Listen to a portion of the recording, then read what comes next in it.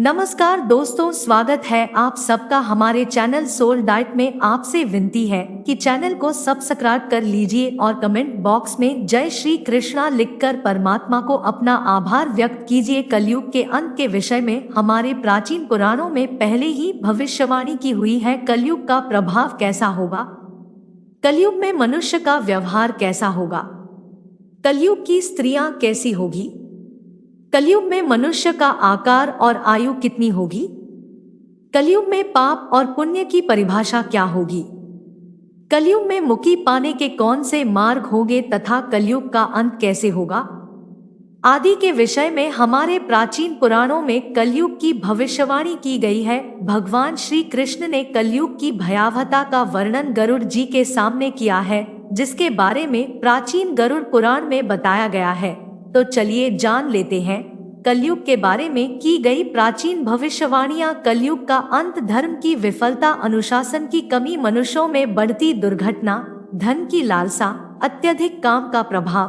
भ्रष्टाचार से बढ़ता व्यापार, गुरुजनों तथा पूज्य लोगों की निंदा, स्त्रियों में व्यभिचार और अन्य बुरे गुणों की वृद्धि, लोगों में आध्यात्मिकता की कमी आदि प्रकार के लक्षणों से कलयुग की पहचान होती है। भगवान श्री कृष्ण ने कहा था कि कलयुग में मनुष्य का मन अत्यधिक कठोर हो जाएगा। मनुष्य अशांत, चंचल, धर्म से विमुख होकर अधर्म के पथ पर चलने वाले होंगे। उन्हें शास्त्रों का ज्ञान नहीं होगा, जिसके मुख से जो भी निकलेगा उसे ही शास्त्र समझा जाएगा। कलयुग के अंत में अधर्म और आसुरी शक्तियों का विनाश होगा और पुनः नए युग का आरंभ होगा, अर्थात फिर से सत्य युग का आरंभ होगा और सृष्टि का यह चक्र चलता रहेगा। चारों युगों में कलयुग अंतिम युग होता है। सबसे पहले सत्ययुग, उसके बाद त्रेता युग, फिर द्वापर युग और अंत में कलयुग। महाभारत के युद्ध के पश्चात कलयुग का आगमन पृथ्वी पर हुआ था। यह युग धार्मिक और आध्यात्मिक स्थिति में सबसे कम प्रगति करने वाला माना जाता है। मान्यता के अनुसार आज से 3137 साल पहले महाभारत का युद्ध हुआ और कलयुग का आरंभ इस युद्ध के 35 वर्ष के पश्चात हुआ, अर्थात भगवान श्री कृष्ण के अपने धाम जाने के बाद हुआ। श्री कृष्ण कहते हैं कलयुग में लोग अपने स्वार्थ को ही सर्वोपरि मानेंगे। धर्म का त्याग करके मटेरियलिस्टिक उद्देश्य को पाने के लिए जी जान से कोशिश करेंगे। धर्म में विश्वास न होने के कारण लोग अन्यायपूर्वक आचरण करेंगे। यदि हम आज के समय में देखें तो पाप इतना बढ़ चुका है, मानो ऐसा लगता है कलयुग का अंत अब निकट आ चुका है। लेकिन कुछ विद्वानों के अनुसार यह तो बस शुरुआत है, आगे कलयुग और भी भयानक रूप लेने वाला है। कलयुग के उस भयानक रूप को देखने की क्षमता आज के मनुष्यों के अंदर नहीं है। जब कलयुग का अंतस्मय निकट आएगा तो ऐसी ऐसी भयानक चीजें दिखाई पड़ेगी। मनुष्य का रूप इतना विकृत और भयानक हो जाएगा कि वह मनुष्य काम में डूबे यादा दिखाई देंगे। तो आइए जान लेते हैं गरुड़ पुराण में कलयुग के अंत के विषय में क्या कहा गया है।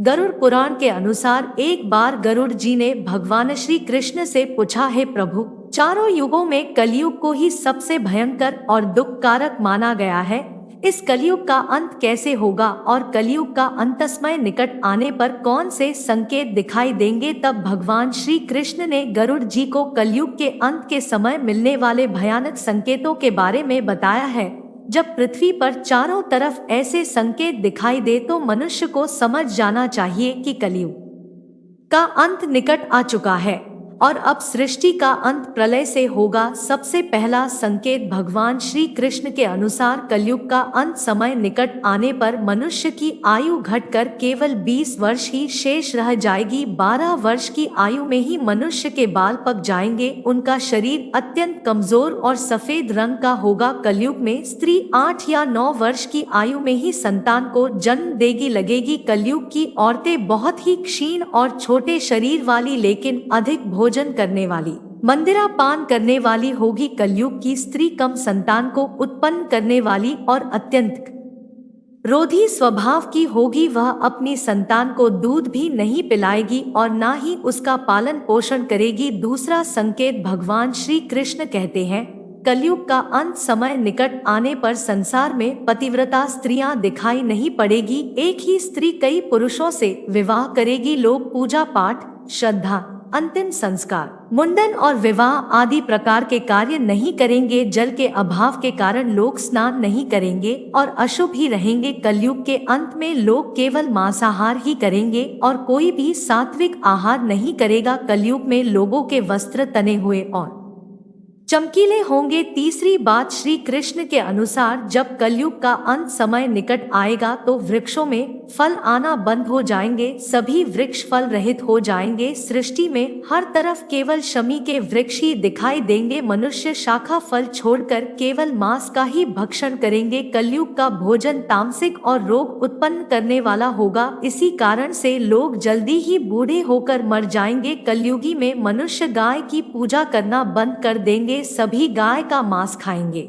गायों को केवल दूध और मांस के लिए ही पाला जाएगा। चौथी बात, कलयुग का अंत समय निकट आने पर अल्प वृष्टि होगी, अर्थात बहुत ही कम बारिश होगी। खेत अनाज नहीं उगा पाएंगे, धान का आकार बहुत ही छोटा होगा और फलों में रस भी उत्पन्न नहीं होगा। मनुष्य भूख और प्यास के कारण ही मरने लगेंगे। मनुष्य को केवल बकरियों का दूध ही प्राप्त होगा। पांचवी बात, जब कलयुग का अंत होने वाला होगा तब भगवान विष्णु सूर्य के किरणों में विराजमान होकर पृथ्वी का संपूर्ण जल सोख लेंगे। आकाश में चारों तरफ 7 सूर्य दिखाई देंगे। इन सभी सूर्यों के प्रभाव से संपूर्ण सृष्टि जलकर खाक हो जाएगी। तत्पश्चात रुद्र रूपी भगवान विष्णु संपूर्ण संसार को भ्रमण करके अपने श्वास से मेघों को उत्पन्न करेंगे और इसमें एक भयंकर गर्जना करते हुए अगले 100 वर्षों तक आकाश से जल की वर्षा करेंगे और सृष्टि की उस भयंकर अग्नि को शांत कर देंगे। अग्नि शांत होने पर वह मेघ संपूर्ण जगत को जल में डुबो देते हैं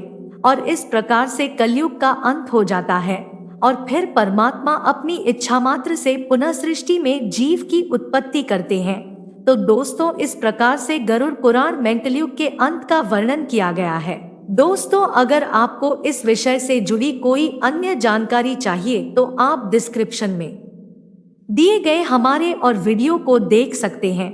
दोस्तों, आशा करते हैं कि आपको हमारी यह कोशिश पसंद आई होगी। अगर हमारा प्रयास सफल रहा हो तो प्लीज वीडियो को लाइक कीजिए और ऐसे ही वीडियो को देखने के लिए हमारे चैनल को सब्सक्राइब कर लीजिए। तो मिलते हैं दोस्तों एक नई ज्ञान चर्चा में, तब तक के लिए जय श्री कृष्णा।